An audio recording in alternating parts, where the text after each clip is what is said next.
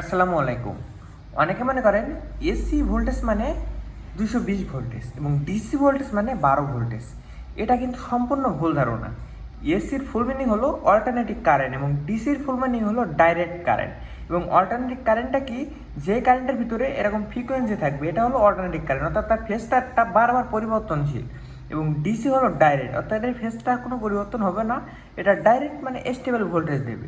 আর এখন কথা হচ্ছে, যে কারেন্টের ভিতরে এরকম ফ্রিকোয়েন্সির বৈশিষ্ট্যটা আছে সেটা হলো এসি কারেন্ট। হতে পারে সেটা 5 ভোল্ট, হতে পারে সেটা 2 ভোল্ট, হতে পারে সেটা 100 ভোল্ট, হতে পারে সেটা 1000 ভোল্ট। এবং যে কারেন্টের ভিতরে কোনো ধরনের ফ্রিকোয়েন্সি নেই, একদম ডাইরেক্ট কারেন্ট, সেটা হলো ডিসি কারেন্ট, অর্থাৎ ডাইরেক্ট কারেন্ট। এই কারেন্ট হতে পারে 100 ভোল্ট, হতে পারে 50 ভোল্ট, হতে পারে 12 ভোল্ট, এরকম ধরনের। তাহলে আজকে আমরা ক্লিয়ার হলাম যে এসি কারেন্ট মানে 220 ভোল্ট না, এবং ডিসি কারেন্ট মানে 12 ভোল্ট না, এটা যে কোনো ধরনের ভোল্টেজ হতে পারে।